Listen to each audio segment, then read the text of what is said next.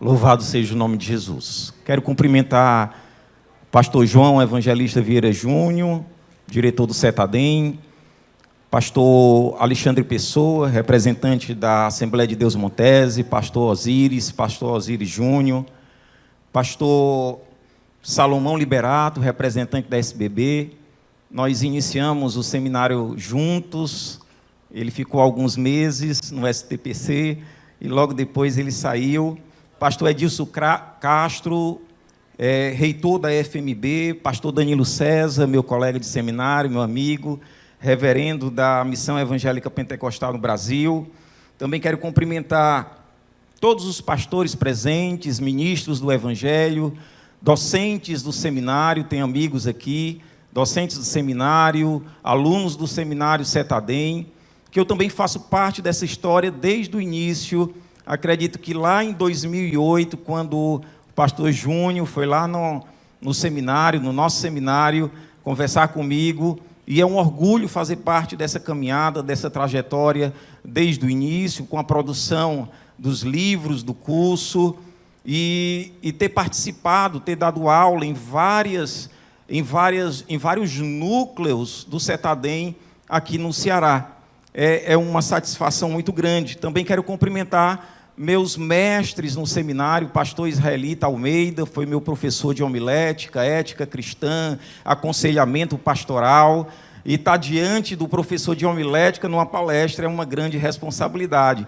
Pastor Francisco Valterne Viana foi meu professor de epístola aos Romanos, teologia contemporânea, história do cristianismo 1, história do cristianismo 2. Só aí vocês percebem que esses homens marcaram a minha trajetória como ministro da palavra, como estudante das Escrituras, e marcaram a minha vida também como homens de Deus que são. E até hoje nós somos amigos. Eu agradeço a Deus, sou grato a Deus por esses homens fazerem parte da minha vida. Também agradeço, aqui cumprimento o pastor Hermano Campos, mestre, santo, doutor, episcoporos, né? É um homem de Deus e aprendemos muito com a palestra do professor Hermano.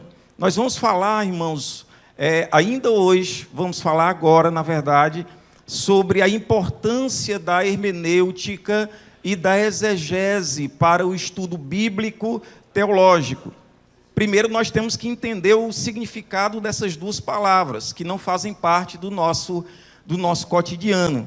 Nós não temos disciplinas no ensino fundamental e nem no ensino médio, e em muitas faculdades nós não aprendemos, nós não conhecemos e não ouvimos a palavra hermenêutica e a palavra exegese.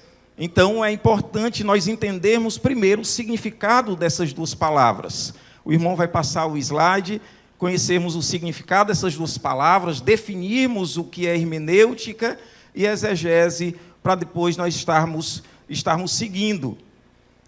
Então, o tema é a importância da hermenêutica e da exegese para o estudo bíblico e teológico, mas o que significa hermenêutica e exegese? Quantos já ouviram aqui essa palavra anteriormente a essa palestra? Hermenêutica, exegese, é uma marca de tênis importada, é algo assim estranho, não faz parte do nosso linguajar cotidiano. Mas nós aprendemos hermenêutica e aprendemos exegese desde da infância, desde a alfabetização. Hermenêutica e exegese, hermenêutica significa interpretar. Existe interpretação de texto quando nós somos alfabetizados, começamos a leitura, nós aprendemos a arte da interpretação. A palavra hermenêutica, ela deriva do verbo hermeneu, por isso que é difícil. Do verbo no grego, é hermeneu, o infinitivo é hermeneuem, e significa declarar, anunciar, interpretar, esclarecer, e, por último, traduzir. Então, nós entendemos o que significa a palavra hermenêutica. A palavra hermenêutica, simplificando, significa interpretar. assim como a palavra também exegese, do verbo regeomai. A palavra exegese é uma transliteração. Tanto a palavra hermenêutica quanto a palavra exegese é uma transliteração de dois termos no grego. Os termos que nós já falamos aqui. O termo hermeneu e o termo regeomai, ou o substantivo exegese. O significado literal desse verbo, exegese, é guiar para fora. A palavra exegese significa narrativa, explicação e interpretação. Então, as duas palavras, hermenêutica, significa interpretação, e a palavra exegese significa guiar para fora, buscando o sentido do texto, a compreensão do texto bíblico. Então, também significa interpretar. Qual a diferença, então, entre hermenêutica e exegese? É a relação entre teoria e prática. Hermenêutica é a prática. Hermenêutica é a teoria. Fornece o referencial metodológico, a teoria, os princípios, o método interpretativo. Enquanto a exegese é a prática. A exegese se serve de várias ferramentas, inclusive da hermenêutica, e outras ferramentas como as línguas originais, arqueologia bíblica, geografia bíblica e outras ferramentas de estudo da Bíblia. A exegese utiliza essas ferramentas, vai diretamente ao texto bíblico buscar o significado pretendido pelo autor. Passando, nós vamos ver, então, a definição dos dois termos. Nós explicamos o significado das duas palavras. Se alguém lhe perguntar o que é que significa hermenêutica, você vai dizer hermenêutica significa interpretar. E o que significa exegese?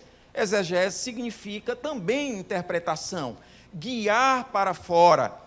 É formado pelo prefixo ek, é uma preposição no grego, a preposição ek, mas a palavra regeomai. Então, exegese ou exegeomai significa guiar para fora, traduzir, buscar o sentido e o significado do texto.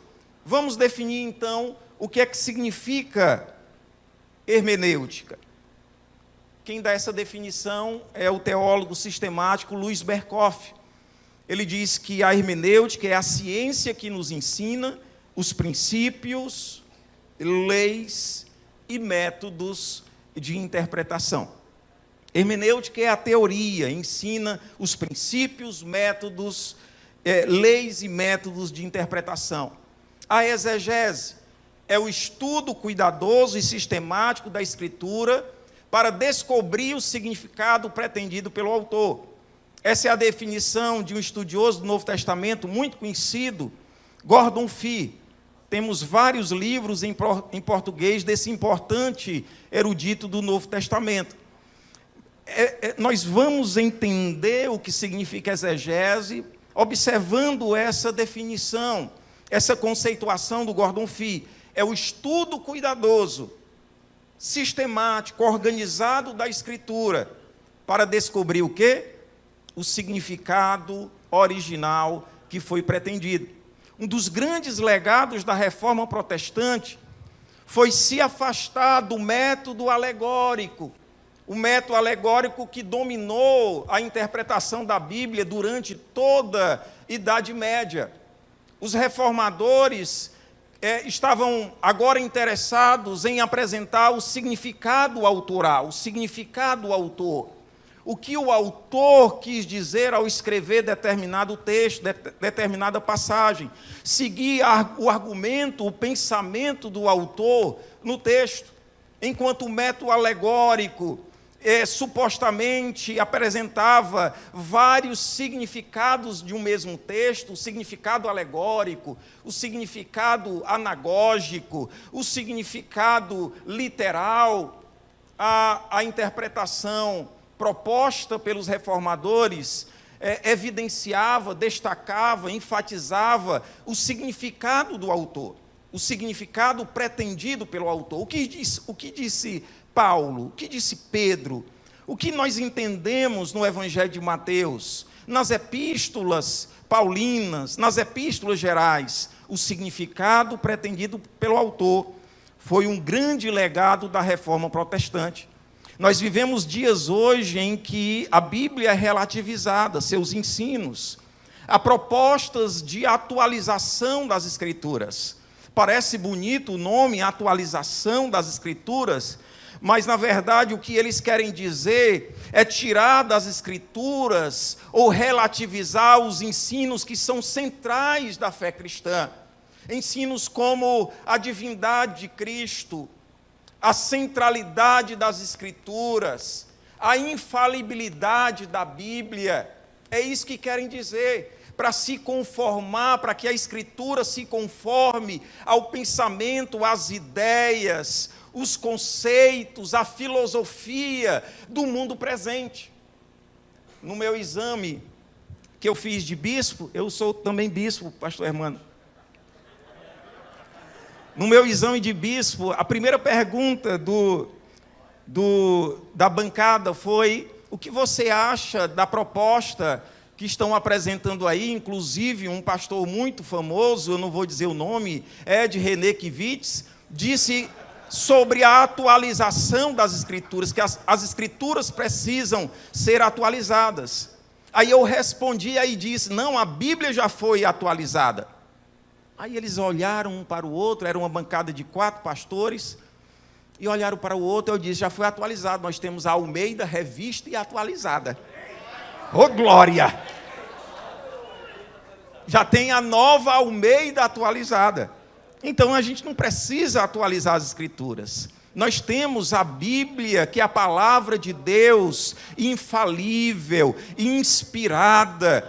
Quando os reformadores proporam estabelecer o princípio da sola Escritura, irmãos, que a Bíblia é a palavra de Deus autoritativa para a nossa fé e prática, eles estavam indo contra o consenso da Igreja Católica Romana, em dizer que a autoridade máxima é a tradição, a autoridade máxima da Igreja é o Papa, é o Santo Papa. Os reformadores disseram: não, a autoridade máxima da Igreja é a palavra de Deus, as Escrituras sagradas. É isso que eles quiseram dizer quando apresentaram o princípio da sola Escritura, o termo em latim, que é uma pilastra fundamental para a igreja cristã. Devemos louvar a Deus pela vida dos reformadores, e esse mês, irmãos, é muito importante, e aí é tão relevante o CETADEM, nesse mês, todos os anos, durante vários anos, realizar conferências, realizar palestras, realizar simpósios, que trata do tema Reforma Protestante, e incluindo sola Escritura.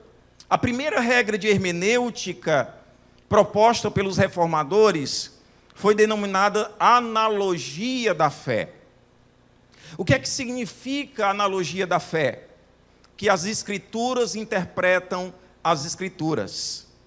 Vocês já devem ter ouvido, alunos de teologia, já devem ter ouvido essa expressão, essa frase: as Escrituras são seu próprio intérprete.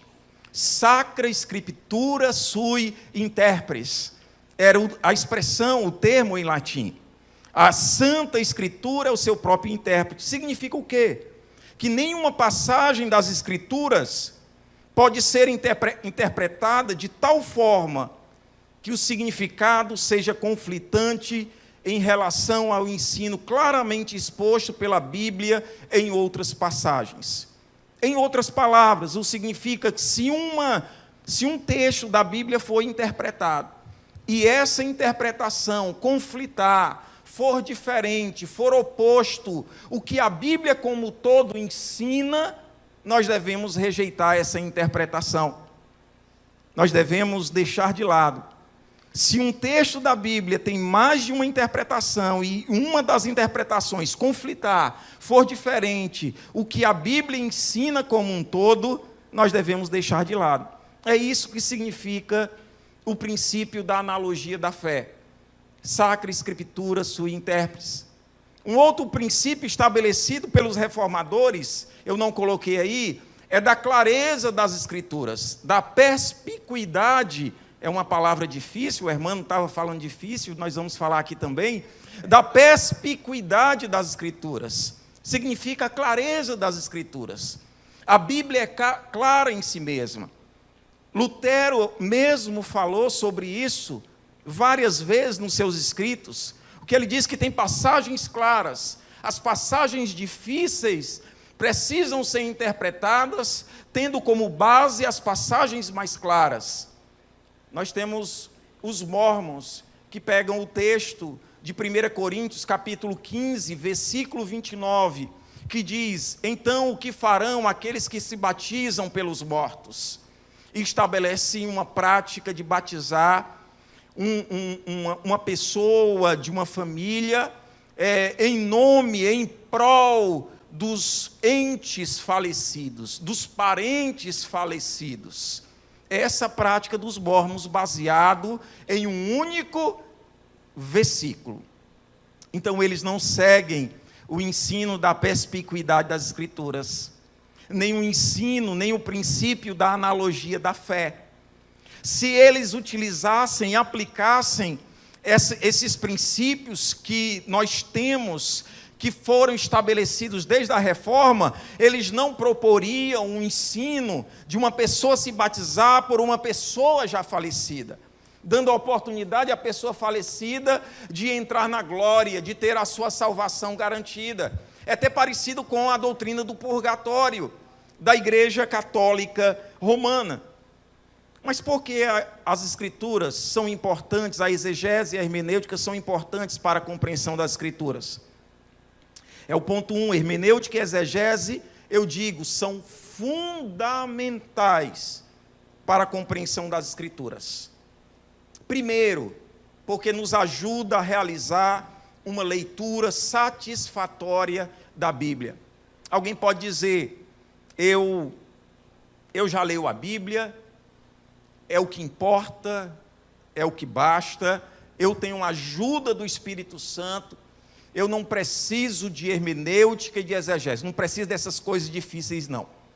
Eu preciso só da Bíblia e só preciso do Espírito Santo de Deus. É claro que nós precisamos lê-la, nós precisamos da ajuda do Espírito Santo, da iluminação da terceira pessoa da Trindade, mas nós precisamos de hermenêutica e exegese também.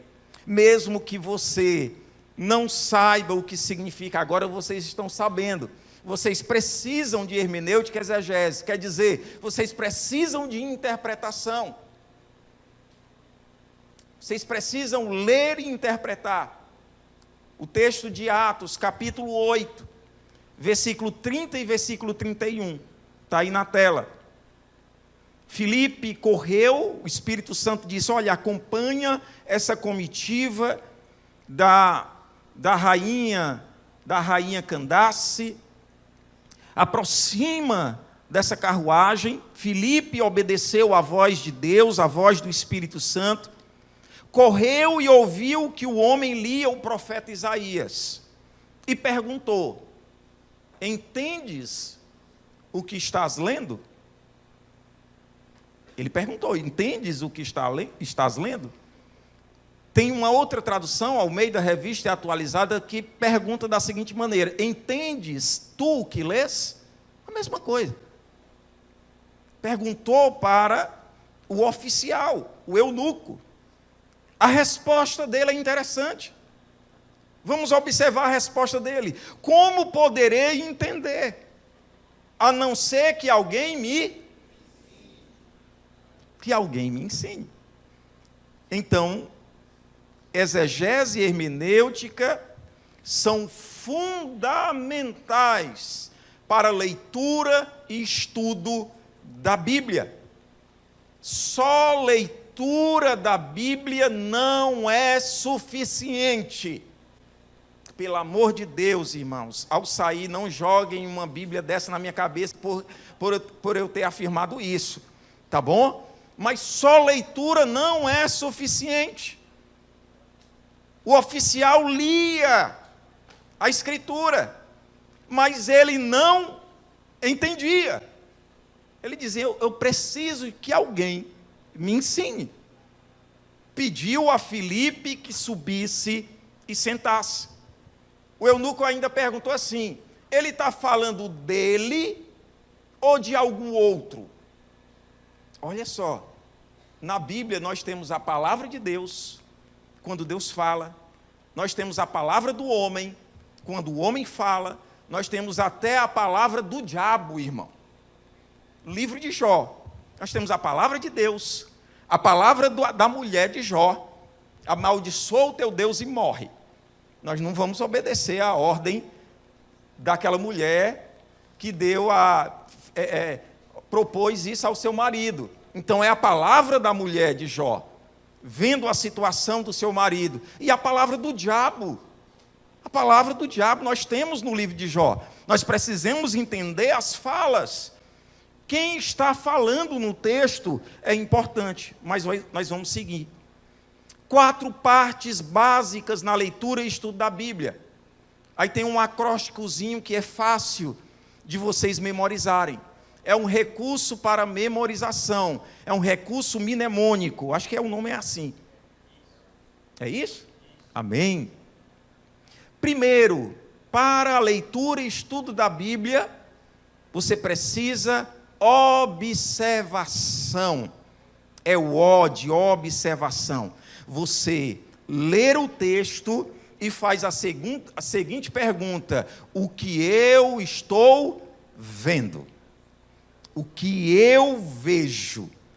Você vai ser um detetive, você vai observar quem está falando, você vai observar os termos, a terminologia usada pelo autor, você vai observar a estrutura do texto, você vai atentar para a argumentação do texto, você é consciencioso na leitura da Bíblia. Você não é um leitor apressado, você observa, você está atentamente observando o texto, todos os detalhes, todas as informações que vão lhe ajudar para o próximo passo. O I é de interpretação. Aí você pergunta, o que significa isso? Primeiro, observação. O que eu estou vendo? Segundo passo, o que significa isso? Você vai fazer considerações relativas à cultura, à história, ao cenário cultural, ao cenário socioeconômico, geográfico, arqueológico, linguístico. É interpretação. Terceiro, correlação. O que o autor disse aqui se relaciona com outras passagens que tratam do mesmo assunto. Você vai correlacionar a passagem que você está estudando, o texto que você está lendo, com outras passagens. Se é reino, onde nós encontramos o estudo sobre o reino de Deus? No Evangelho de Lucas, no Evangelho de Mateus, no Evangelho de Marcos, nas epístolas paulinas, nós vamos estudar sobre reino, estudar sobre o amor. Nós lembramos do texto de João, capítulo 3, versículo 16, Deus amou o mundo de tal maneira.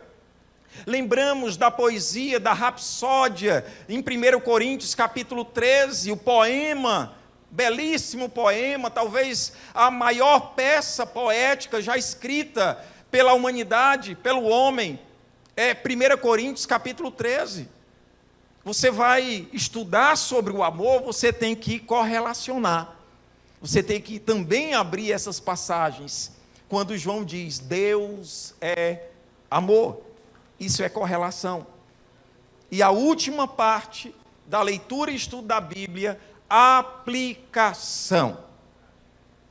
O que isso significa para mim? Como me influencia? O que o texto está falando para a minha vida?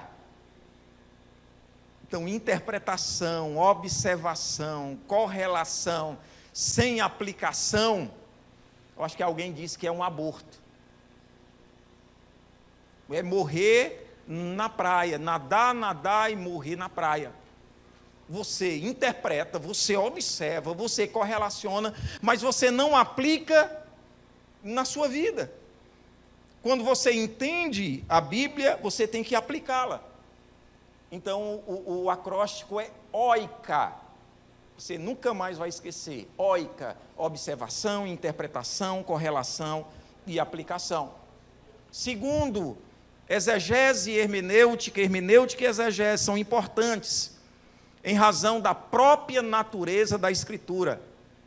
A Bíblia é ao mesmo tempo humana e divina, semelhante à pessoa de Cristo. Tem duas naturezas, ô glória. Deus, homem, Jesus é divino e Jesus é humano. A Bíblia é divina e humana. É Deus que revelou a sua vontade, soprou teopneusto sobre os autores, para que registrassem a sua vontade para a posteridade. A palavra de Deus é inspirada, infalível, inerrante. Ela é transformadora na vida daqueles que leem. Enquanto o pastor Salomão estava falando aqui, eu lembrei, irmãos, das minhas aulas de história das missões. Quando eu falava, citando determinado tradutor, que muito importante para a história da tradução da Bíblia, eu não estou recordado o nome dele agora, ele foi presidente da sociedade John Wycliffe para a tradução da Bíblia, nos Estados Unidos. Ele tinha uma frase muito emblemática, tinha uma frase muito forte, que ele dizia assim: o maior missionário de todos é a Bíblia traduzida para a língua do povo. Enquanto o pastor Salomão, eu lembrava dessa frase dele. O maior missionário de todos. Então, você entregar uma Bíblia para uma pessoa. Quantas pessoas não se converteram lendo a Bíblia, sem precisar você falar nada, citar sequer João 3,16.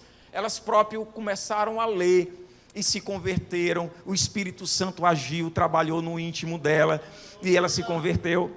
A Bíblia é divina, mas é em razão, irmãos, da sua natureza humana que nós precisamos de interpretação.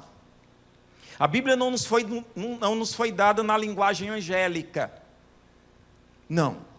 Nem em línguas. Imagine se fosse. Seria muito difícil, irmãos. Seria a leitura reservada para um grupo seletíssimo, um grupo de santos, um grupo especial. Não, a Bíblia foi traduzida, irmãos, na língua do povo, foi dada na linguagem humana, para que nós possamos entendê-la.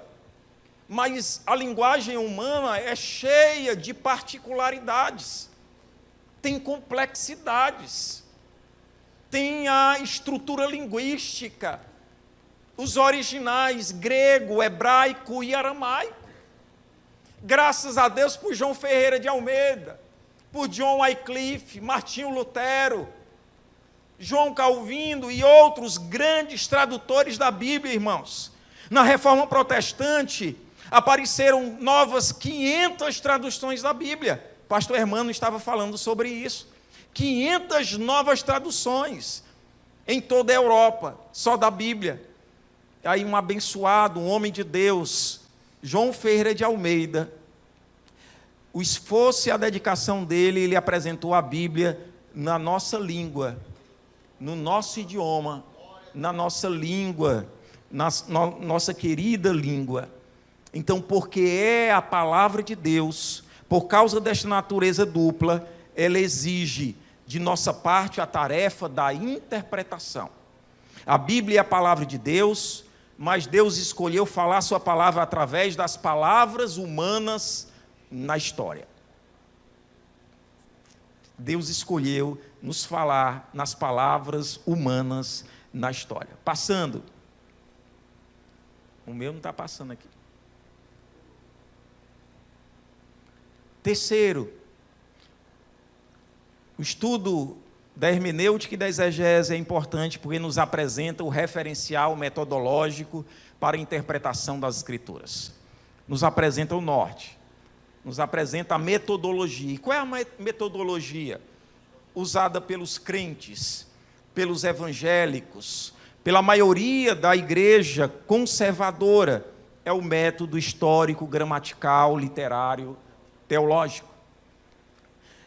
Esses nomes, o que é que significa o método histórico, gramatical, literário, teológico? É fácil. Primeiro é o princípio histórico. Leva em consideração os vários contextos históricos dentro dos quais a Bíblia foi escrita.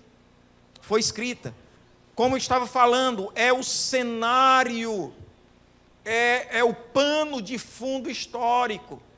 É fazer as perguntas: quem escreveu, para quem foi escrito, onde foi escrito, qual é o propósito da escrita, a ocasião do texto. São perguntas de contexto histórico. Como viviam os irmãos da igreja de Corinto? Qual era a cultura que eles praticavam? Essas perguntas são de contexto histórico. Ao lermos a Bíblia, nós temos que levar o referencial, a orientação para interpretarmos a Bíblia. Primeiro, é realizar essas perguntas de contexto histórico. Considerar o contexto histórico das Escrituras.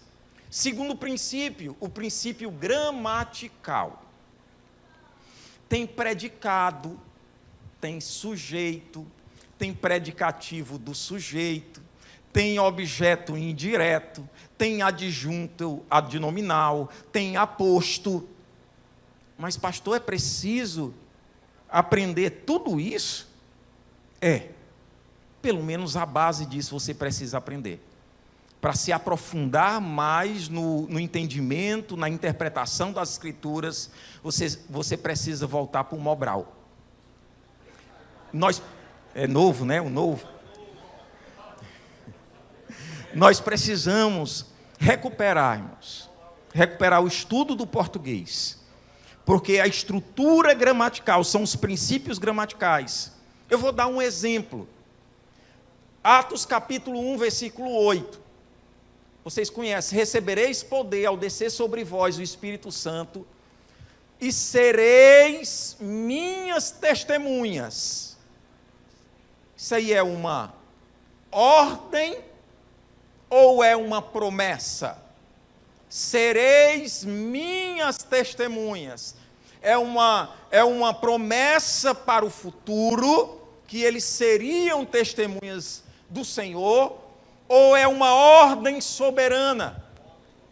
É uma ordem. No português não é tão claro, mas na estrutura gramatical do grego é mais claro. Fica mais claro, fica mais evidente que ele está dando uma ordem soberana. Princípio gramatical vai nos ajudar a saber se o versículo é uma pergunta, interrogação, se é uma ordem, imperativo, ou se é uma afirmação, indicativo. Então nós precisamos entender a estrutura gramatical. Depois se matriculem na aula de grego e de exegese comigo no Cetadem. Princípio literário. A mensagem da Bíblia é transmitida em uma variedade de formas, de gêneros literários. Nós temos poesia, narrativa teológica, lei, evangelhos, literatura apocalíptica. Temos uma variedade de gêneros literários. Aí, parábola. Eu li uma analogia, uma ilustração. Se você está lendo o texto e não considera o gênero, que texto eu estou lendo? Você pega a Bíblia na mão, você abre a Bíblia, você tem que conhecer o que você está lendo. O que é que eu estou lendo? É a primeira pergunta: o que é que eu estou lendo? Eu estou lendo parábola, estou lendo evangelhos, estou lendo literatura apocalíptica, eu estou lendo poesia, eu estou lendo lei, eu estou lendo história. Você precisa saber o que está lendo. Aí a ilustração que eu li de um autor é muito interessante. Se você pega e está lendo Salmos como estivesse lendo profecia, é como se você jogasse futebol com as regras do basquete. Dá certo? Não dá não, irmão. Não vai dar certo. Você pegar uma regra e aplicar em outro esporte, de um esporte e aplicar no outro, não vai dar certo. Então é a mesma coisa. Se você lê Salmos como se o salmista estivesse falando diretamente para você, fazendo-lhe uma promessa, você está lendo errado. Os salmos, primeiramente, é a expressão da alma, de louvor a Deus, dos sentimentos profundos do salmista. O Senhor é o meu pastor, nada me faltará, faz deitar-me em pastos verdejantes, leva-me para junto das águas tranquilas, refrigera a minha alma, ainda que eu ande pelo vale da sombra da morte. Então é a expressão da alma do salmista. Primeiro nós temos que entender os salmos como poesia, e como uma expressão dos sentimentos profundos do autor, para depois nós tirarmos lições, aprendizados, palavra de Deus para a nossa vida. Então esse é o princípio literário. E o princípio teológico? Trata da formação da doutrina cristã. Procura levar em consideração tudo o que a Bíblia diz sobre dado assunto. Aqui entra o princípio da analogia da fé. Sacra Escritura, sua intérprete. A Sagrada Escritura é seu próprio intérprete. Entre esse princípio aqui, princípio teológico, você vai levar em consideração quando estiver estudando sobre o reino de Deus, tudo que a Bíblia fala sobre o reino. Se você está estudando sobre o amor, se você está estudando sobre oração, muitos erram. É o exemplo que eu tenho aqui.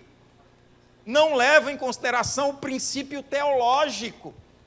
Pegam o texto de Mateus 21 e 22, a teologia da prosperidade, que causa um grande mal, irmãos, à igreja dos nossos dias. Pega esse texto, fora do contexto, sem usar esses princípios básicos de interpretação, uma metodologia correta, e lê para a sua igreja dizendo: e tudo o que pedirdes em oração, crendo, recebereis. Aleluia! Aí dizem, eu posso pedir qualquer coisa. Deus é obrigado a me dar. É obrigado a me conceder. Eu tenho direitos. Infla o peito e diz que tem direito. Mas se formos para o que a Bíblia ensina em outras passagens sobre oração, Tiago capítulo 3, versículo 3, pedis e não recebeis, pedis de modo errado, só para gastardes em vossos prazeres. Ô lapada, né, irmão? Pedis mal. Muitos pedem mal. Senhor, eu tenho só um carro, um Palio atrativo em 2015. Eu quero andar de BMW. Quero andar de Hilux. Irmão, qual é o sentido disso, dessa oração, irmão? Eu estou satisfeito com o que eu tenho, com o que o Senhor tem me dado. Então tem muitas pessoas pedindo, baseado em Mateus 21, 22, pedindo errado, e não recebendo, porque pedem mal. Tem um outro texto também, que elucida muito bem a teologia da oração.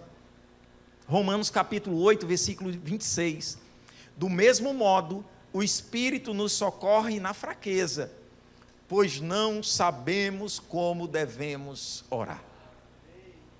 Quantas vezes nos ajoelhamos pedindo uma coisa e nós temos que ser humildes suficientes para nos deixar ser levado pelo Espírito Santo e nos dirigir na oração que Deus quer ouvir. O Espírito Santo nos ajuda na direção, no conteúdo da nossa oração. E por último, 1 João capítulo 5, versículo 14, e esta é a confiança que temos nele, se pedirmos alguma coisa segundo sua, ele nos ouve.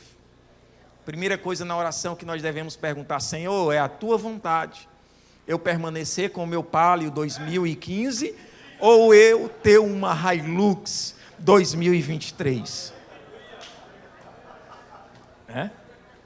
Temos que perguntar a Deus, nas mínimas coisas. Vamos seguindo para concluir. Quarto, irmãos, e último, a Escritura, a hermenêutica e a exegese é importante para o estudo bíblico teológico, porque é o antídoto para a má interpretação. Uma definição do Gordon Fee, também nunca esqueci, e fui buscar no livro dele, Entendes o que lês? É essa a pergunta que Filipe fez ao eunuco, é o título do livro do Gordon Fee, muito conhecido já, eu acho que há décadas está em português. É muito bom esse livro, é uma referência para o estudo da hermenêutica e da exegese. Gordon Fee diz que o antídoto para a má interpretação não é simplesmente nenhuma interpretação, mas sim boa interpretação. Não, eu não vou interpretar, estudar a Bíblia, pegar o referencial metodológico, o princípio gramatical, histórico, literário, teológico, porque vou acabar tropeçando, confusão, é muita coisa. Não, irmãos, tem muitas heresias, é melhor não cair nessa onda de interpretação, de exegese hermenêutica. É o contrário, é o oposto. O antídoto para a má interpretação é boa interpretação. E aí eu vou exemplificar com o texto de João, capítulo 1, versículo 1. No princípio era o Verbo, e o Verbo estava com Deus, e o Verbo era Deus. Almeida Revista e Atualizada. O texto grego não saiu. O texto grego, ele salvou as fontes, mas não saiu aí, não sei porquê. O texto grego diz assim: en arche, en hologos, kai hologos, en prostonteon, kai theos, en hologos. É esse versículo em grego. Os testemunhas de Jeová, a última parte, a última frase, kai theos, en hologos, eles traduzem assim, na tradução do Novo Mundo, é a tradução dos Testemunhos de Jeová.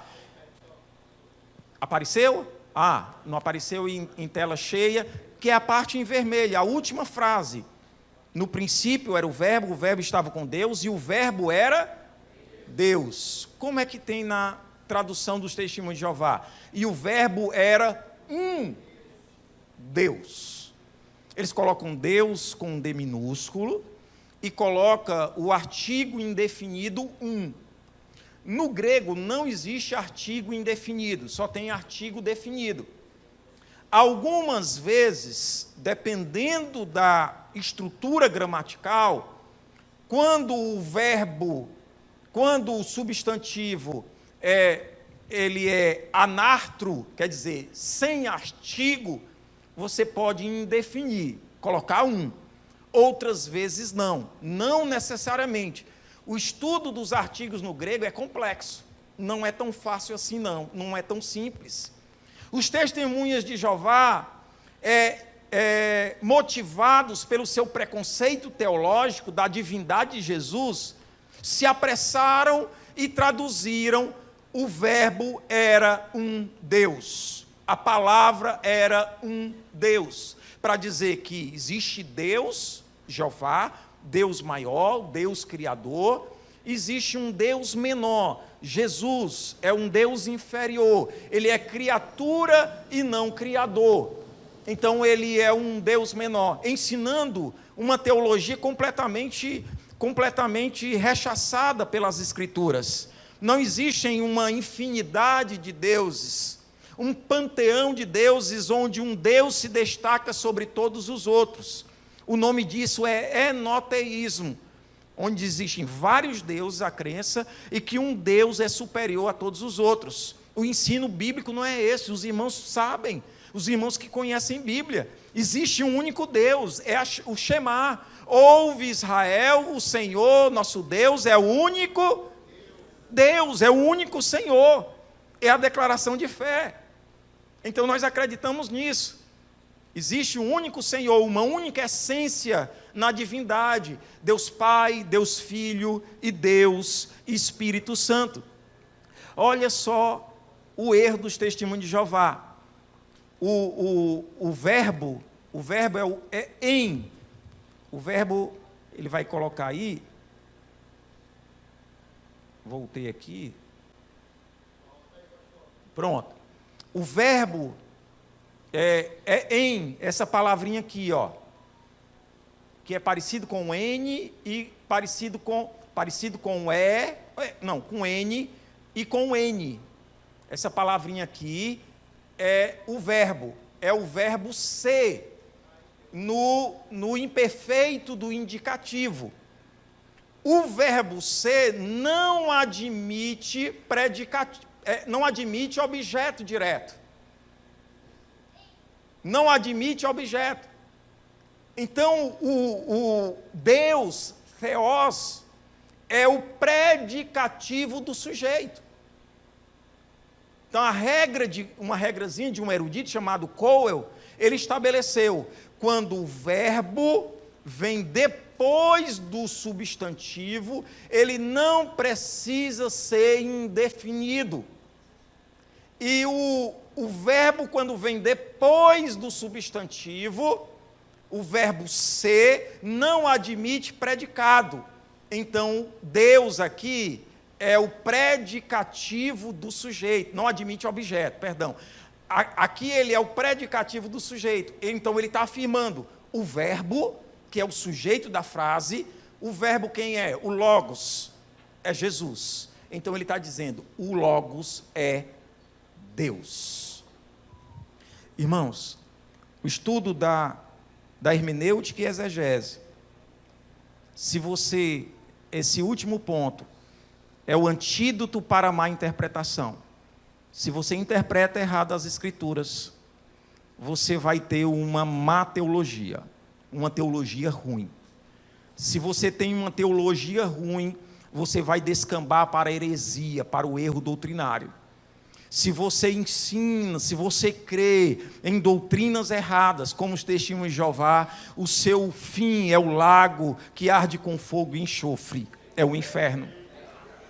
Então, interpretação faz toda a diferença para a nossa relação com Deus, para a nossa vida cristã. Interpretar a Bíblia corretamente é o diferencial para o nosso relacionamento correto com Deus. Deus em Cristo vos abençoe.